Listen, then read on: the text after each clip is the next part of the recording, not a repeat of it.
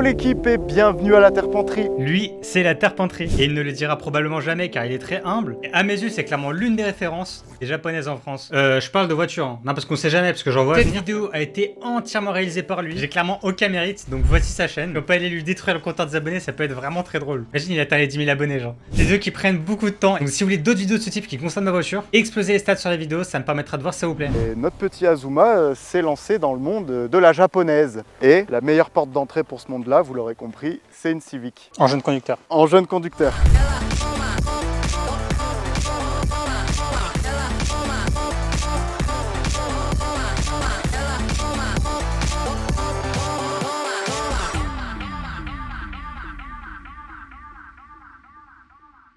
Après, bien sûr, l'avenir nous offrira un large éventail de voitures, mais pour commencer, voilà, en tout cas, c'est vrai que c'est une super voiture. Bah, en fait, je voulais le meilleur rapport qualité-prix, niveau amusement aussi. Il n'y a pas grand-chose qui est mieux que ça, hein, je trouve. Hein. Et en plus, les Japonais, c'est un aspect vraiment particulier quand même. Bah, du coup, j'ai passé mon permis et 2 semaines après, je suis allé la chercher, j'ai fait 800 km. Et du coup, bah, ce qui est cool avec ce genre de voiture, c'est que c'est des voitures qui nous offrent des possibilités de modification qui sont presque illimitées. C'est des voitures qui sont vendues avec des emplacements prévus pour l'améliorer, d'origine. C'est vraiment Need for Speed, hein. Ah ouais, clairement. J'adore. Azuma est venu me voir ce week-end parce qu'il se plaignait que sa voiture freinait vraiment très mal. On va remédier à ça, mais avant, on va aller faire un petit tour. On va voir ce qu'elle a dans le ventre. 90 chaud, hein. Il n'y a pas besoin de plus pour s'amuser. Okay. Est-ce que tu aurais 2-3 petites choses à nous expliquer sur ta voiture? Dans cette configuration et tout, c'est une voiture qui te plaît? Ou alors tu as juste un peu pris ce que tu as trouvé? Bah, j'ai fait facile 1 mois de recherche sur le Bon Coin. Au début, je savais pas trop quoi chercher. On m'avait conseillé des 206. Sauf que j'ai du mal à prendre. Genre, tu roules, tu vois que des 206, quoi. Et les Civic, je connais ça depuis Need for Speed Underground 2. De la version NA du jeu, donc américaine, il y avait une Honda Civic. Oui, exactement, une coupée, ouais. Et je tombais fou amoureux. Et même dans tous les Gran Turismo et tout, tu vois, clairement. Mais dès que j'ai eu celle-là, verte, intérieur vert, des combinés filetés, il y avait 2-3 modifications qui m'intéressaient, que je voulais faire de base. Ça fait économiser beaucoup d'argent. Et du coup, bah, je tombais amoureux de celle-là. Et puis voilà, je l'ai prise. Hein. Je vois que tu as rajouté une petite lame. C'est de l'Easy Lip, ça. Alors ça, c'est pas moi qui l'ai fait. Les jantes, c'est pas moi. Je déteste mes jantes. Hein. J'en peux plus. Je les déteste pas, moi. Ouais, mais vas-y, ouais. Et non, esthétiquement, j'ai rien fait. J'ai juste mis des stickers un peu partout, vous verrez de toute façon. De toute façon, je pense qu'elle va rester un peu comme ça. Hein. Peut-être changer les jantes, mettre du 15 pouces. Pour plus de perf. C'est ça. En fait, c'est surtout une voiture plaisir. C'est pas une voiture chocard, quoi. Genre, je compte pas du tout faire des choses pour qu'elle soit parfaite esthétiquement, parce que comme vous allez voir, c'est un brouillon un peu la voiture. Hein. Non. Tant que c'est une voiture qui te plaît et qui te procure du plaisir. Ouais, clairement. C'est ce qui compte. Comme tu l'as dit, t'as pas prévu d'en faire un chocard. Toi, j'ai cru comprendre que l'objectif, c'était quand même de t'en servir. Ouais, genre j'ai envie d'apprendre le pilotage. J'apprends 2-3 choses que j'avais déjà appris sur le simu avant. Des talons points, des choses comme ça. Ouais. Et j'ai vraiment envie avec cette voiture-là de me mettre un peu plus dans ce monde-là et d'apprendre surtout le pilotage, quoi. Et comme ça, un jour, si jamais je prends une autre voiture ou quoi, bah, je saurais déjà un peu piloter. Ouais, bah toi, ce qui est bien, vu que c'est une phase 2, c'est qu'en effet, t'as l'ABS et t'as du freinage avant de EK4. Là, à l'avant, t'as des disques en 262. Sur les phases 1, c'est pas du tout le cas. Sur les phases 1, t'étais encore en 240. Ah oui, là, okay. la seule différence qu'on va avoir au niveau des trains roulants, c'est que toi, à l'arrière, bah, tu vas avoir un freinage à tambour. Mais sinon, globalement, on a le même train avant. Et bon, et ça tombe bien parce que c'est ce qu'on a prévu de toucher ce week-end. Le but de ce week-end, c'est qu'à la fin, ta voiture, elle fasse des stoppies quand tu freines.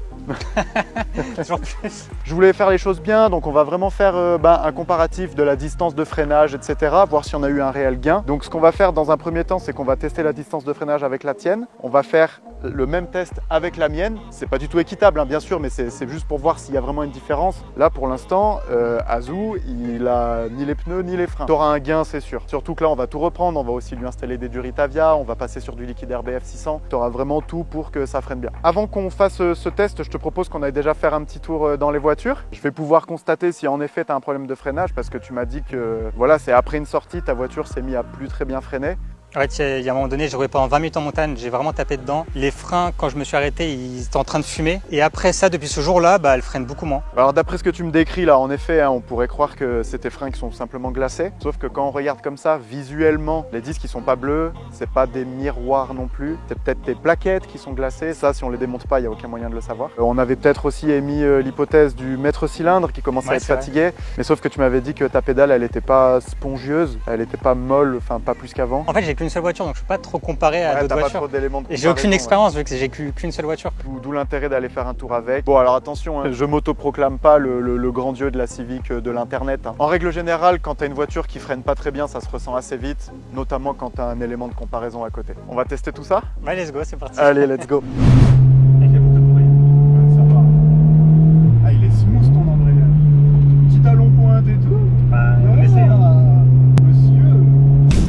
cette terpenterie qui conduit ma voiture. Azuma qui tourne une vidéo avec moi. Ah ouais, ils sont très agréables. C'est un short shifter AliExpress. Et d'ailleurs, anecdote, j'ai un ami, il a une EC9, il a le même que moi. Et en entrée d'autoroute, littéralement, il est cassé en deux. Du coup, Rassurant. Rassurant. Rassurant du coup. Petit talon pointe aussi. Hein. Voir les freins. Ils sont pas si pires. On aura plus de mordants avec ce qu'on va installer, c'est sûr. Mais ils sont pas si pires.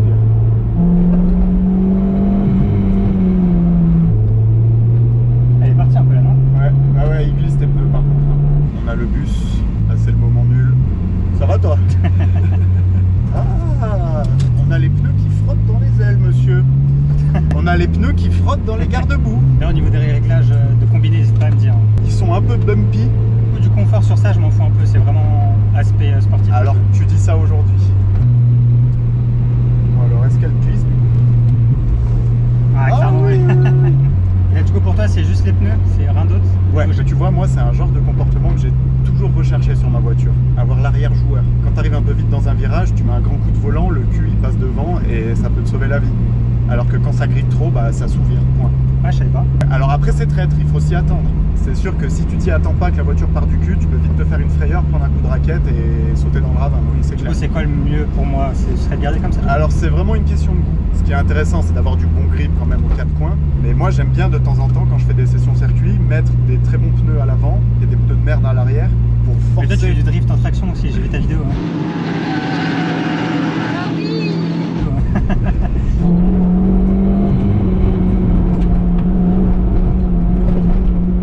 Franchement, très bon potentiel. C'est toujours agréable, une Civic d'origine.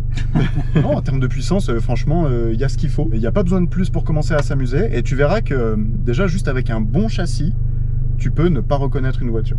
Les chevaux, c'est bien pour l'autoroute. Mais après, pour la montagne, il n'y a pas de secret. C'est le châssis et un peu les couilles aussi quand même.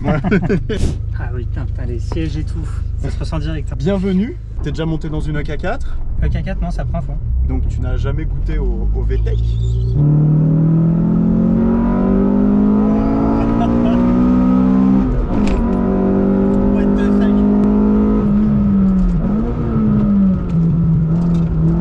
Wesh.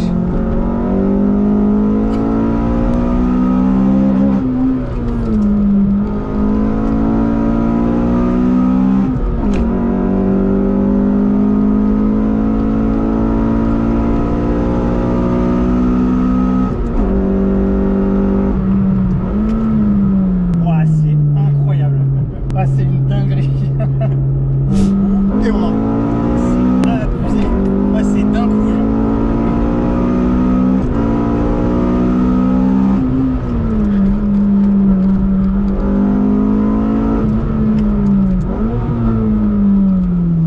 Oh, je suis choqué. Je suis choqué, premier degré. Les gens ils pourraient croire que je suis youtubeur, j'abuse de fou, mais je vous jure que c'est des vraies réactions, les gars. De toute façon, on peut pas mentir sur ça en vrai. Ah, et en termes de freinage du coup? Wouah. Wesh. What. Ah, c'est abusé le freinage, la ponte. Ouais, je suis choqué. Heureusement qu'il y a ta ceinture, hein, vraiment. Ouais, non, c'est abusé, c'est affolant. C'est aberrant. Merde. Vraiment, j'utilise vraiment le mot dans le premier terme. C'est fatigué. Je suis fatigué premier degré. Bon les gars, c'est parti. Test de freinage avec ma EJ9. Fond de seconde. 70 km/h. On freine à la ligne et on appuie sur l'embrayage. C'est parti.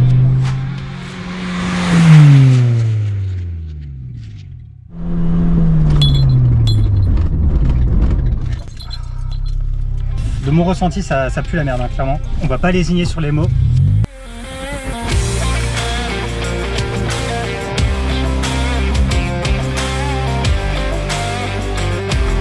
Allez, c'est parti, on va faire le test de freinage avec ma Civic, du coup, le K4. Pour rappel, hein, ça sera pas du tout équitable. J'ai des étriers Spoon, j'ai des plaquettes et des disques EBC. Les plaquettes, c'est des Blue Stuff, modèle de compétition. J'ai les pneus qui vont bien aussi. Donc voilà, c'est juste pour avoir un comparatif d'un freinage d'origine et d'un freinage un peu bricolé. 70.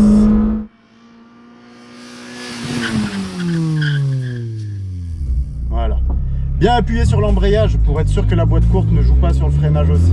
Comme ça, il n'y a aucun frein moteur qui viendrait m'aider.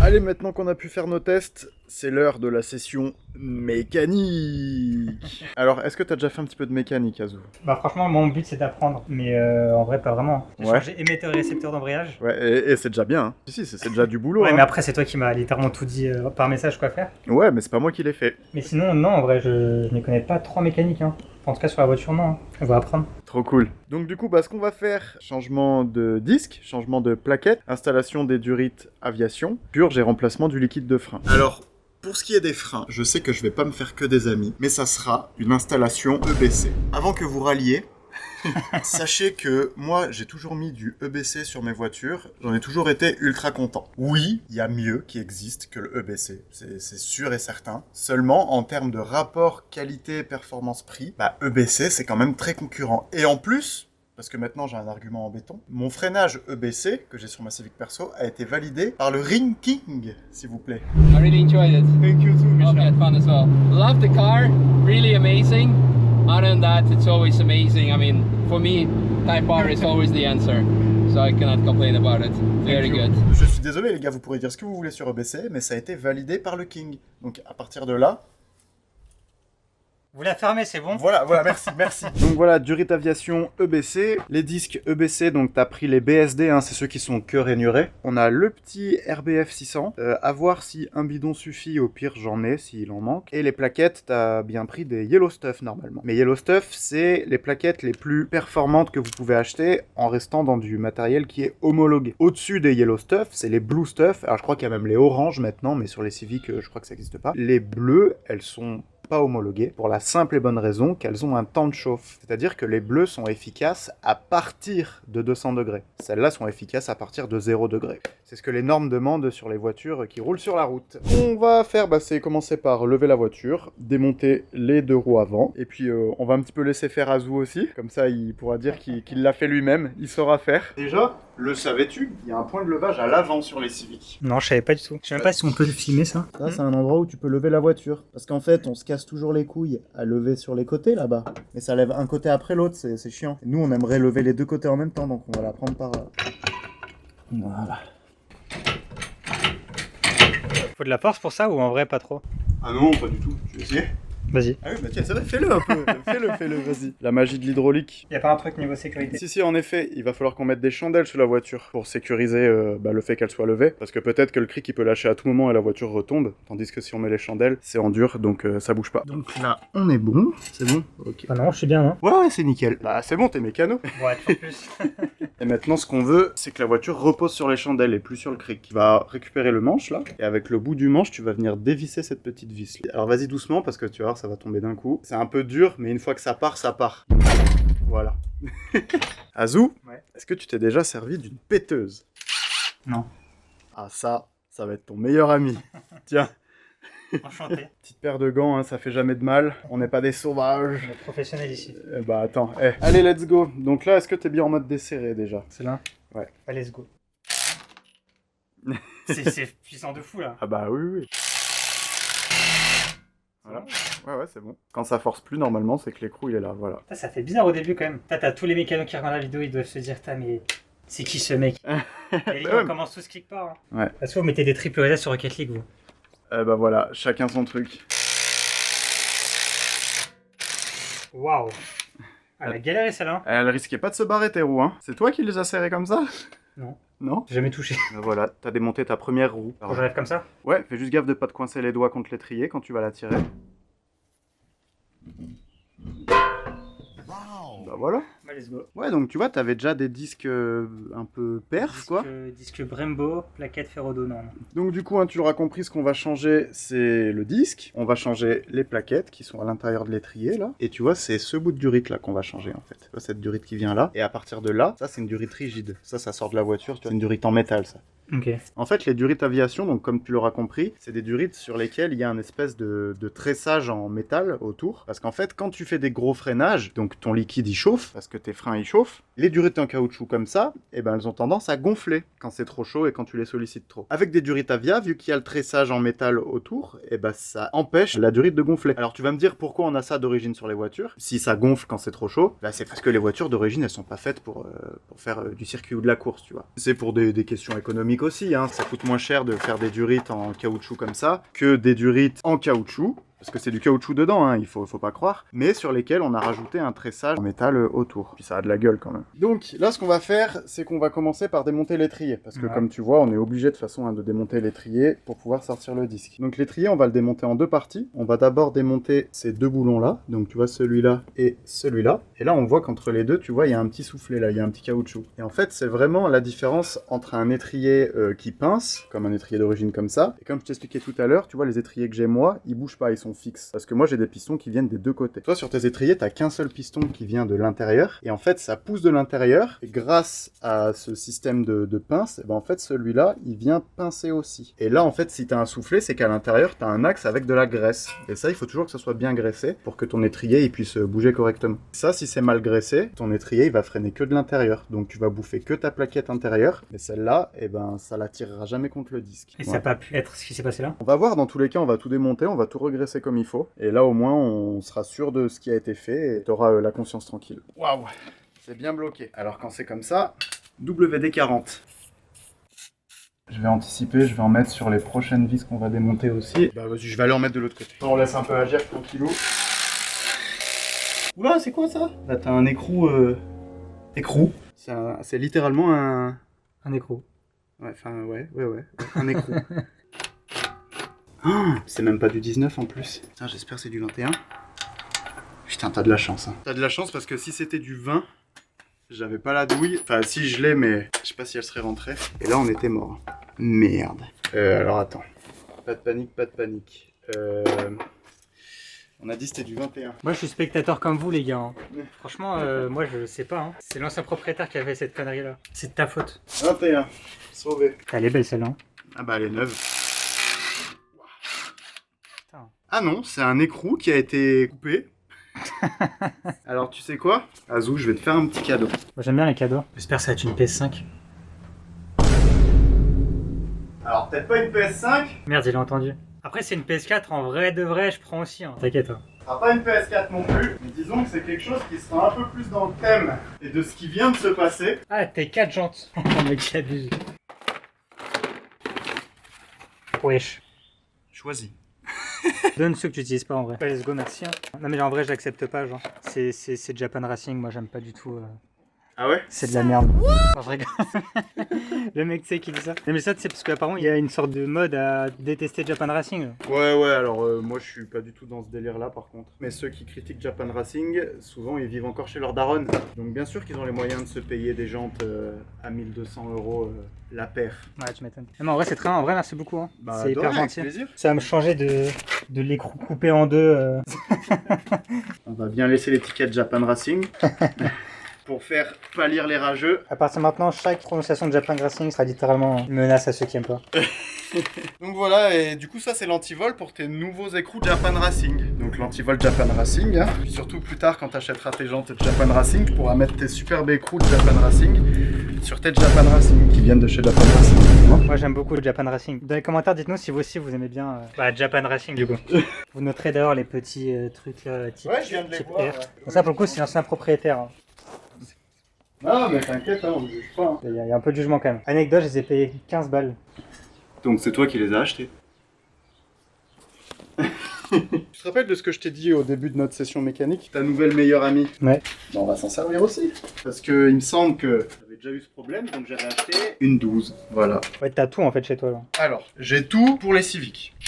On a sorti les deux premières vis de l'étrier. Donc tu vois, hein, c'est tout simplement ça et ça. L'étrier, tu l'enlèves. Voilà. On le pose là-haut. Et en fait, là, tu vois, ça bouge. Ça c'est marrant.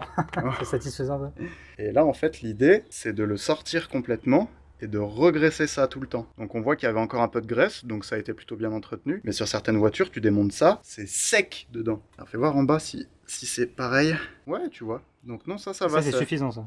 Alors non, c'est pas suffisant, on va en remettre de la neuve. Et moi, j'aime bien mettre de la graisse cuivrée, parce que ça a une meilleure résistance à la chaleur. Par contre, la graisse cuivrée, il faut jamais en mettre dans ce qui est mécanique, enfin je veux dire engrenage ou quoi. Si tu dois remonter un cardan ou que tu dois remonter une boîte de vitesse, bah, t'amuses pas à mettre de la graisse cuivrée parce que ça fait un apport en métal. Et dans quelque chose qui tourne et tout, bah c'est pas ouf. Là, c'est juste pour que ça coulisse mieux.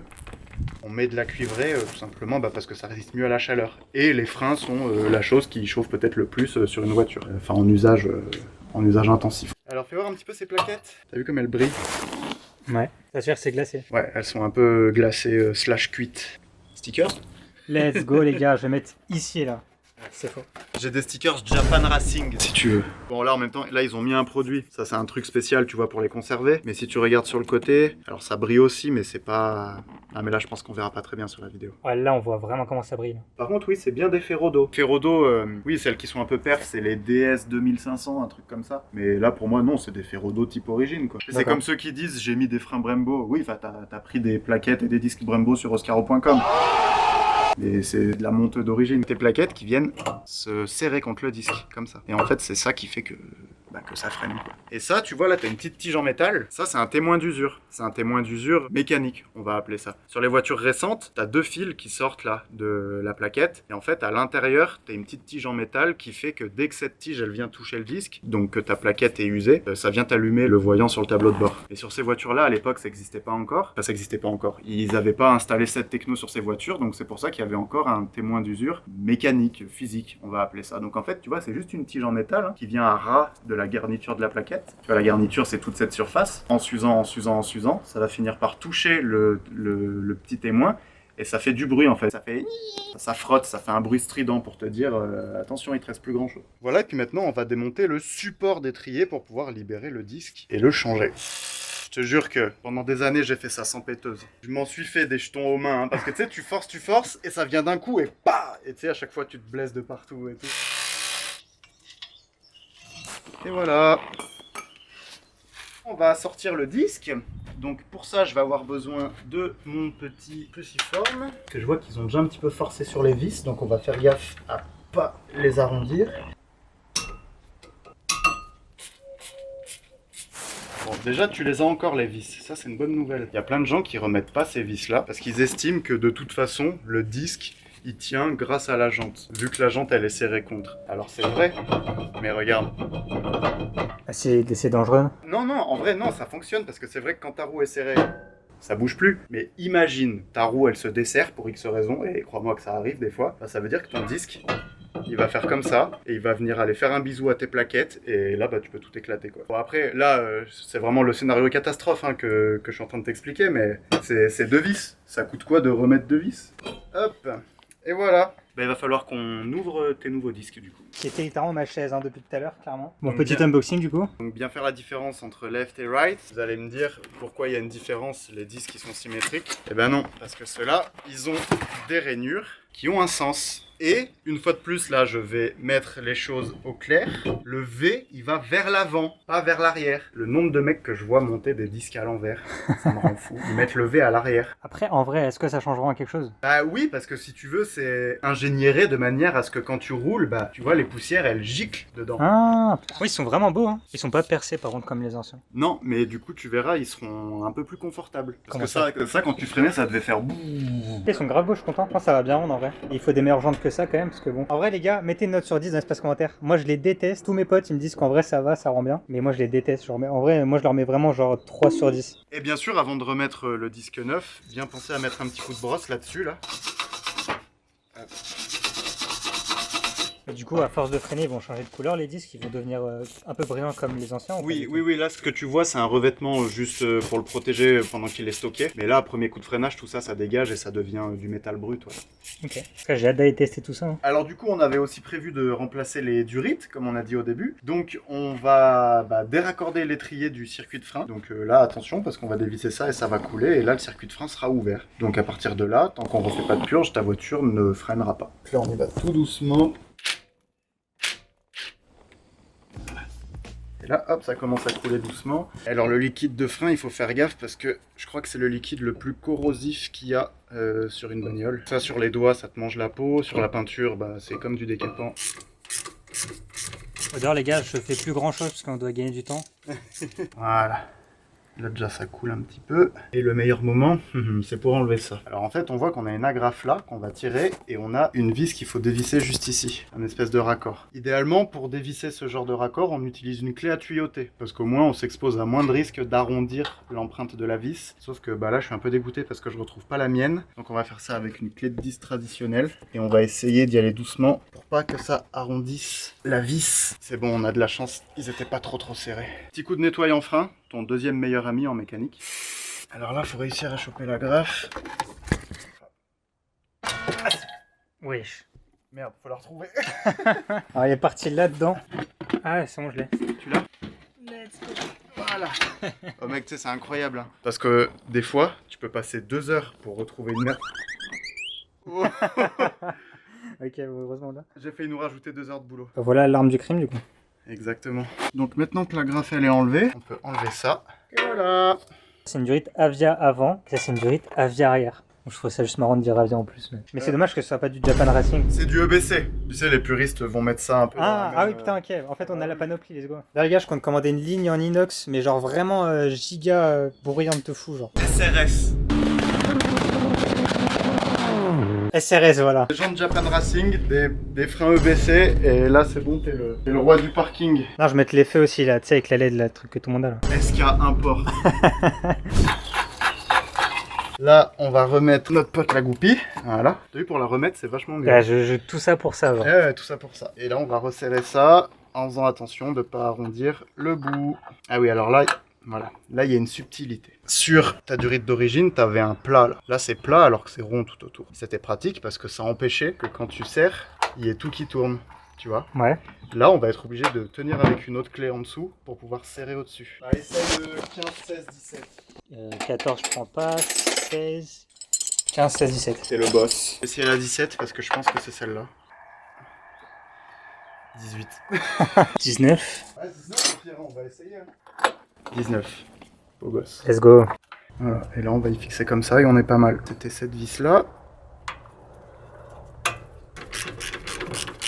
Et on va rebrancher ça sur l'étrier. Tout propre. Et alors voilà, sur l'étrier, ça se branche là-dessus. Ce qu'on va faire dans un premier temps, c'est mettre un petit coup de nettoyant fin ici pour être sûr qu'il n'y ait pas de merde dans le circuit. Voilà, regarde ce qui coule. T'as vu comme c'est crade? Regarde ça.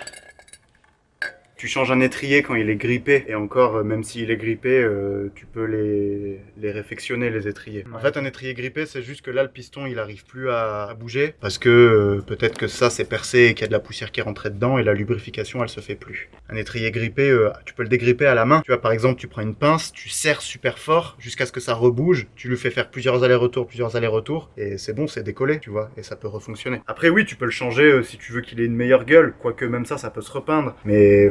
le temps et l'énergie que tu vas passer à repeindre un truc comme ça, autant en acheter un neuf des fois. Mais bon, t'auras plus un truc d'origine parce que là, tu vois, là c'est un Nissin. Et Nissin, c'est la marque d'origine du freinage Honda. Moi, mes étriers Spoon, par exemple, c'est des Nissin aussi, tu vois. Et Nissin, c'est aussi une marque de nouilles. Okay, en plus, ça s'écrit pareil, genre les deux S, ils sont pas pareils que le reste de la typo et tout. Je pense pas que c'est la même marque, mais c'est marrant de dire que Nissin, ils font des étriers ou des nouilles.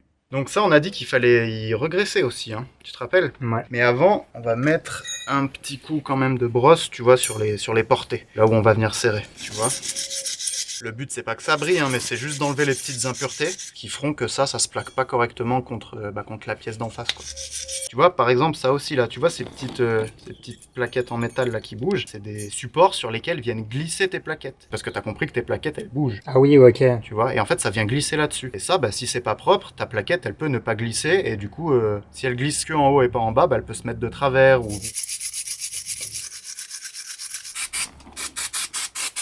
Hop. Bon, je suis désolé, on fait un peu ça à l'arrache, on fait ça par terre, mais je suis en plein travaux, j'ai pas de place. On va venir remonter le support d'étrier et on va venir regresser les petits coulisseaux là. Et de une, et de deux. Voilà, donc notre support d'étrier il est en place. On maintient le petit soufflet, donc le soufflet c'est la pièce en caoutchouc, le petit accordéon là. Et hop, on va venir sortir notre axe, notre coulisseau. Donc on va enlever l'ancienne graisse. Il y en a encore, donc c'est déjà bon signe. Voilà. Hop. De toute façon, après, ça va s'étaler tout seul en faisant des allers-retours. Et regarde, t'as vu là comme ça glisse vachement mieux que tout à l'heure. Alors attention, quand on les reçoit, il y en a toujours 2 avec témoin et 2 sans témoin. Donc vous l'aurez compris, il faut qu'il y ait au moins un témoin de chaque côté. Pour remettre les plaquettes, petite technique aussi, on va les graisser les plaquettes pour être sûr qu'elles se grippent pas et qu'elles coulissent bien. Alors quand je dis graisser les plaquettes, vous amusez pas à mettre de la graisse là-dessus parce que là ça ne freinera pas. Quand je dis graisser les plaquettes, c'est graisser les petites agrafes là sur lesquelles viennent coulisser les plaquettes. T'en mets un peu en haut, un peu en bas. Voilà, disque et plaquettes, neuf. Ça commence à... Enfin, ça rend bien, là. Ouais, t'as vu, ça a un peu de gueule, et puis surtout ça va freiner, tu vas voir. Maintenant, je vais remettre en place mon étrier. Est-ce que le piston est trop rentré? Oui. Donc là, c'est le piston de l'étrier. Donc c'est ce qui pousse tes plaquettes contre ton disque. Là, normalement, il est à fleur, mais là, on voit qu'il est un peu ressorti. Et là où ça m'embête, c'est que, moi, mes plaquettes, les 2 plus le disque, elles sont plus larges que l'espace que j'ai là. Et du coup, là, je peux pas le remettre, mon étrier. Donc il va falloir qu'on rabatte le piston. Pour ça, il y a des outils qui existent, ça s'appelle des repousse-pistons, mais j'en ai pas.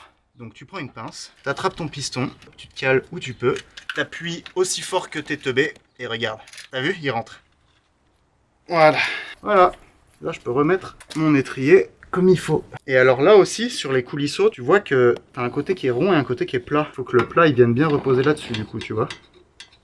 Ok. Donc là, en Là, l'occurrence, c'est bon, non? là, je suis bon, tu vois. Et en dessous, je suis bon aussi. Remettre les 2 vis, la durite, la purge, et c'est bon quoi. Voilà, tu sais changer des disques, des plaquettes, des durites et des étriers. Let's go. GG, hein. Donc ça, on va y refixer juste ici. Et alors là, vous allez me dire, mais comment le liquide, il passe de ça à ça? Surtout qu'on va mettre une vis au milieu, t'es d'accord? Ouais. L'homme a inventé la vis banjo. C'est une vis qui a un trou en dessous, là, tu vois, et il y a des trous sur les côtés. Et en fait, le liquide, il passe dans la vis et il ressort au bout de la vis. Donc ça permet de visser et d'avoir un raccord hydraulique aussi. Si vous avez prévu d'installer du matos EBC, je vous conseille de garder votre banjo d'origine. Parce que la banjo EBC, alors c'est sympa parce qu'elle est neuve et tout, mais elle est très fragile, j'en ai déjà cassé une. La règle, c'est qu'il faut mettre une rondelle d'étanchéité au-dessus du perçage banjo, là, et une en dessous, comme ça. Tu vois le montage que ça fait, en fait? Ok, ouais, c'est un sandwich en gros. Voilà. Après, tu remets ta vis dans ton étrier, comme ça. Et là, regarde, tu vois, ça tombe pile dans le petit détrompeur qui va tenir la durite. Un petit coup de serrage, pas serrer trop fort, parce que la vis banjo, vu qu'elle est percée au milieu, elle est naturellement plus fragile. Mais la vis EBC est encore plus fragile. Tu dégages! Donc pour l'arrière, c'est beaucoup plus simple, puisque là on n'a pas de disque ou quoi, et en fait on a juste un petit bout de durite qui va être derrière à changer. Voilà l'équipe, la petite durite est en place. Demain matin la purge, parce que là il commence à être tard. Et après le test.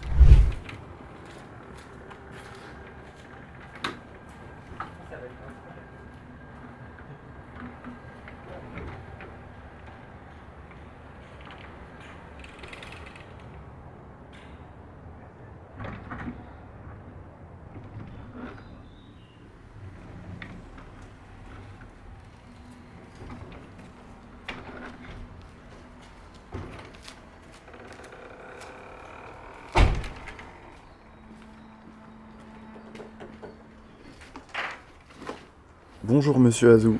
Bonjour. Est-ce qu'on a bien dormi? C'était assez court, mais ça va, genre. Ouais. On se couchait vers 22h, ça va, comme des petits papis. 22h, ouais. Non, faut que je vous montre un petit truc, mais très rapidement, parce que c'est pas le sujet de la vidéo, on s'en fiche. Parce qu'on s'est dit, à 3h du mat, tiens mec, t'es pas chaud de me faire un setup pour streamer? Du coup, c'est bon, je suis équipé maintenant. La Terpenterie bientôt sur Twitch. Il manque 2-3 bricoles, mais ça devrait le faire. Si un jour il lance un live, il se motive. Petite pause dans le montage, les frères. Juste pour vous dire que je viens de voir sa chaîne Twitch là. Il a 15 followers, les gars. Genre 15. C'est trop mignon. Je me follow, genre. Et faites pareil. Franchement, si on peut atteindre un petit chiffre sympathique, ça ferait plaisir et il mérite. Franchement, vous le voyez dans la vidéo, mais c'est vraiment une crème. Détruisez tout ça, on retourne à la vidéo, c'est parti. Aujourd'hui, ça va être mission purge et test de ce nouveau freinage. Filme le petit chat. Le petit chat qui court dans la maison. Le petit chat qui chasse. Donc voilà, du coup, pour récapituler, petite purge des freins, petit test. T'as hâte? Ouais, du coup, faut purger les 4 là, non? Il faut purger les 4, en effet. Et voilà, la purge est terminée. Donc on va reposer la voiture, on va aller rôder tout ça, on va revenir faire une purge, et après on va aller faire le test final. Est-ce qu'on a gagné en distance de freinage ou pas? Allez, let's go.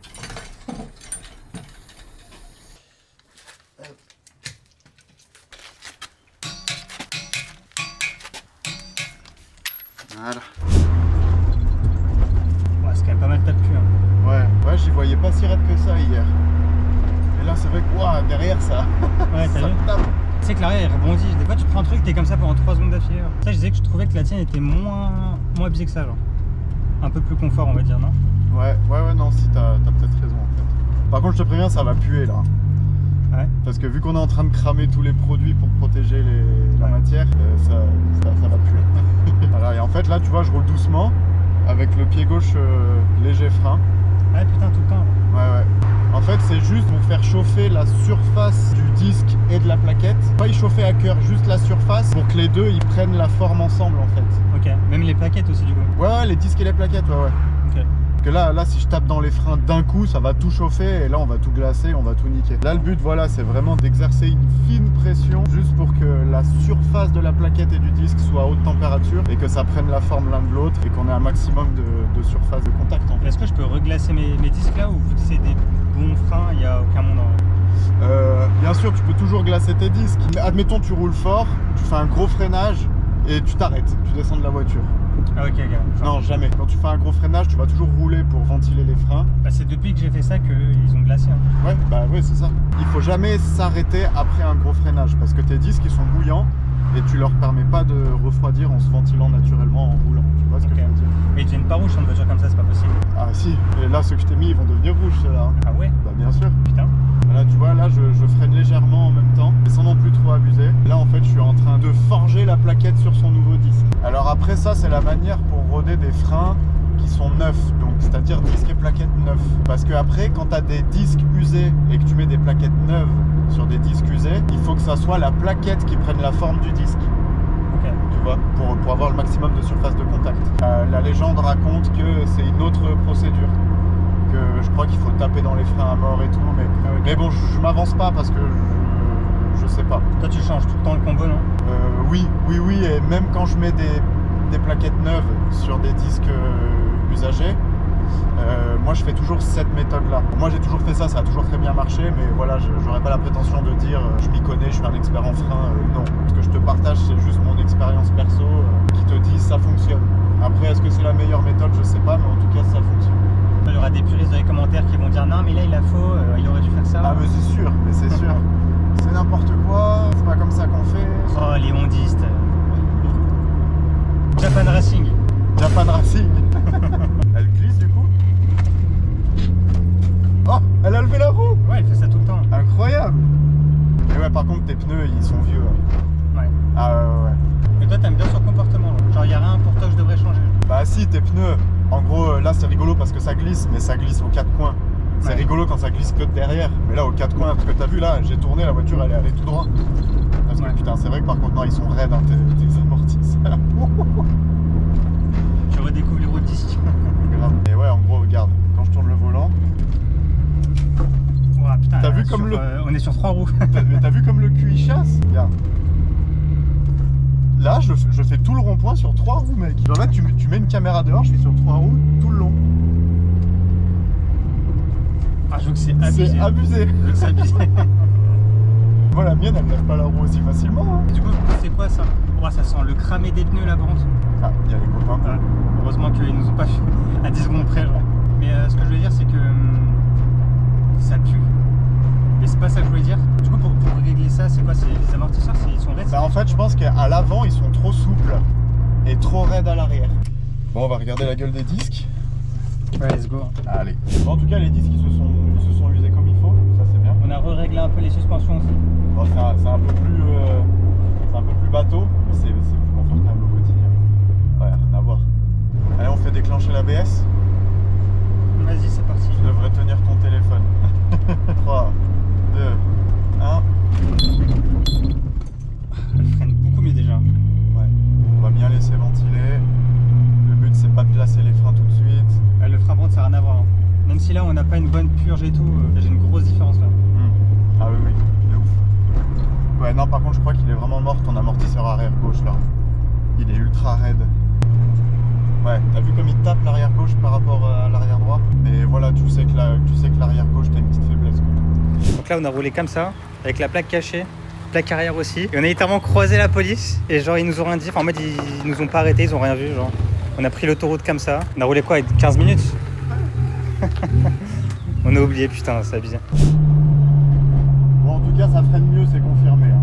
Par contre, ils ont besoin d'une petite chauffe aussi, hein, je trouve. Alors là, à froid, ils ont pas de mordant, mais au bout du 2e ou 3e freinage, ça commence à accrocher sévère.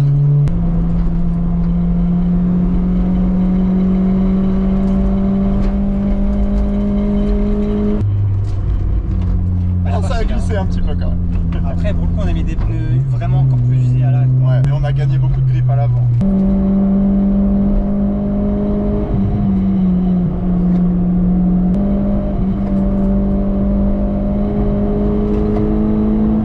T'avais jamais tiré le frein à main, tu m'as dit toi? Non, jamais. Bah il marche bien hein, pourtant, c'est dommage. Ah ouais? Ouais. Non, non, putain, moi ça bloque pas comme ça. Hein. C'est 1000 fois mieux, ça a rien à voir. Ouais, je pars beaucoup là quand même. Ah, mais ton frein à main il marche bien. Hein. J'ai cru qu'on avait fait un 360 carrément. Première fois qu'on met un coup de frein à main avec moi là. Ah ouais? Ouais, j'en avais jamais mis, Ouais. Ah, pour faire demi-tour, c'est pratique quand même. Ouais, quand même. Bon, bah c'est l'heure du test de frein.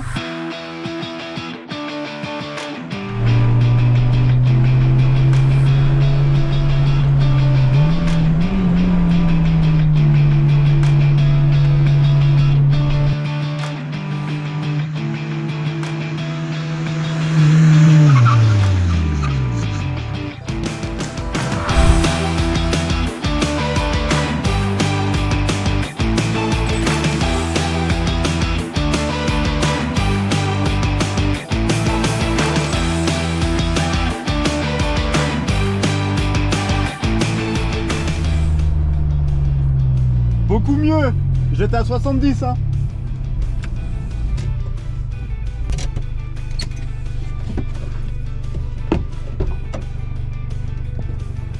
Bon l'équipe, on arrive à la fin de cette vidéo. Azou, j'espère que tu étais content de ton week-end Bah et que oui. tu es content de ce petit upgrade de frein. Franchement, c'était vraiment stylé. Moi, j'ai plus kiffé le week-end avec toi que le frein, mais c'est vrai que les freins, ça change tout le comportement d'une caisse et tout, hein, vraiment. Même niveau sécurité, c'est trop bien. Bah c'est clair. En plus, il y a plein de trucs qu'on n'a pas mis dans la vidéo, mais on a fait plein de petits réglages par-ci par-là qui font aussi que ça change pas mal de choses aussi, donc c'est trop bien. On a vu que maintenant que la voiture freine très fort, c'est les pneus qui suivent plus. Et du coup l'ABS il se déclenche direct, du coup bah ça rend le freinage un peu inefficace. Ça glisse. Bah ouais, parce qu'en fait ça freine tellement que la roue se bloque direct, le pneu glisse, du coup l'ABS se déclenche. Alors que si t'as un meilleur pneu, il va plus faire son travail de freinage qu'un pneu vieux et sec comme tu as actuellement.